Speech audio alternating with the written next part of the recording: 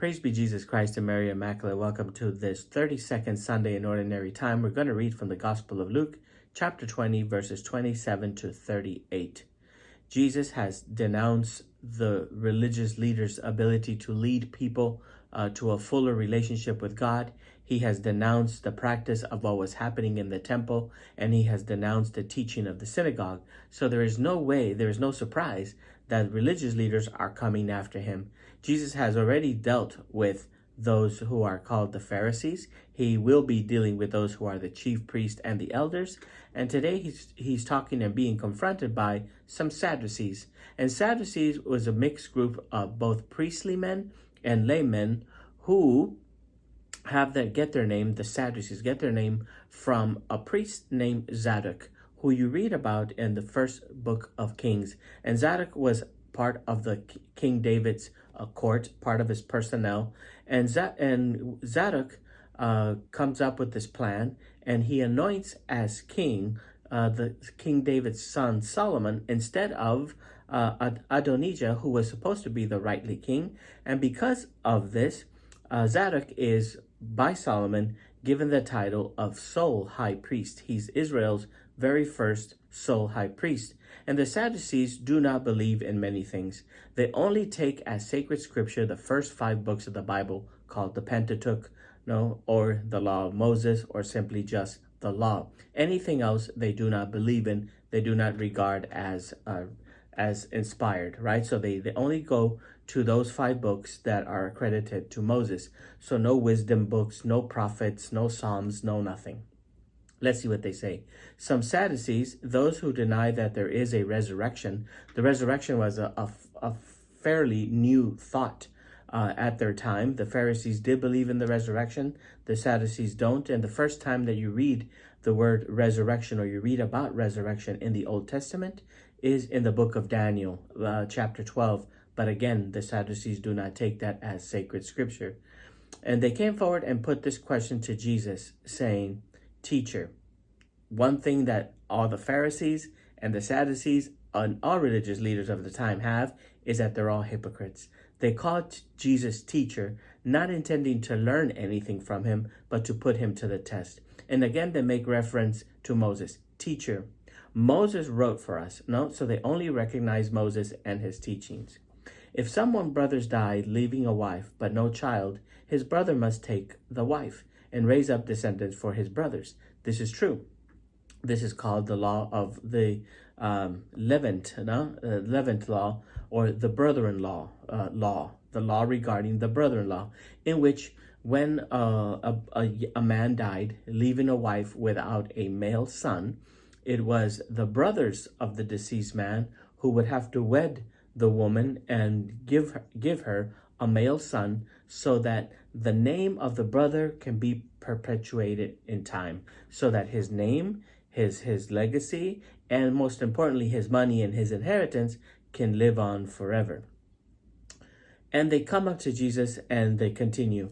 Now there were 7 brothers. The first married a woman but died childless. Then the second, then the third, and all 7 lived with her and died childless. Obviously, this is a setup. This does not make any sense.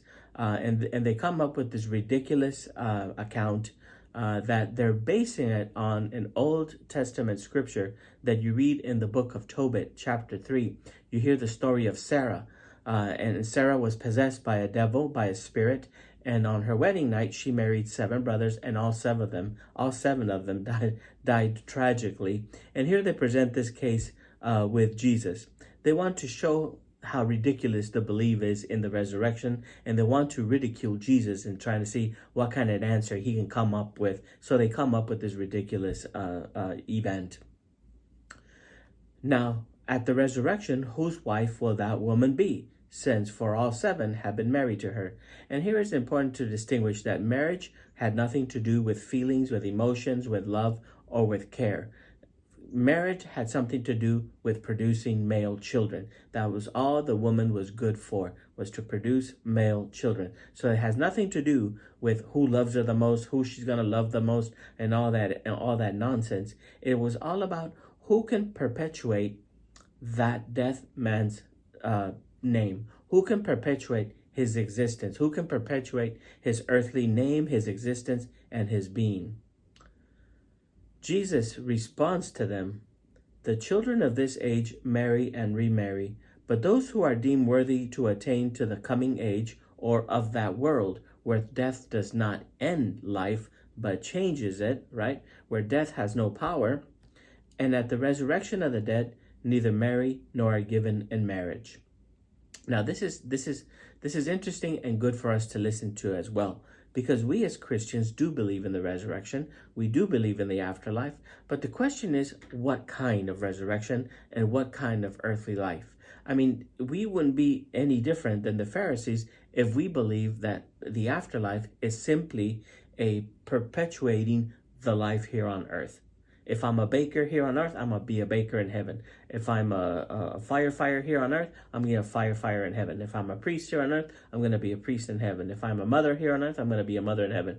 As if we want to perpetuate the life that we'd have here on earth. And here's where Jesus is clearing things up for the Sadducees, for the Pharisees, and I think also for us. He says, "But to those who are deemed worthy to attain to the coming age, to that place where death has no power, and to the resurrection of the dead, they neither marry nor are given in marriage." Why? Because of this. They can no longer die. See, you don't ever die again. You don't experience death again. Why? He says, because they are like angels. And they are like the children of God. They are like angels. And Jesus uses this image of angels in a very ironic way, because the Sadducees do not believe in angels either. But why angels? Why angels? Because angels don't have parents. Because angels don't get their life by somebody else perpetuating them, making them, making sure that they have descendants. Angels get their life only from God. And this is how it would be for us. We will no longer depend on someone else of human origin to perpetuate our existence, but we will have our existence in the life of God, of God who gives us life, of a God who is life for us, a God who is always the giver of life for us. And then Jesus continues with his teaching. Even Moses, who you want to accredit to, he says to the Sadducees, even Moses made known in the passage about the bush when he called out, "Lord, the God of Abraham, the God of Isaac, and the God of Jacob." Interesting facts about Abraham, Isaac, and Jacob. All three men were married to women who were sterile. All three men needed God's intervention in order for them to have a child and to have an inheritance and to have a family and descendants. And he is not the God of the dead, but of the living, for to him they are all alive.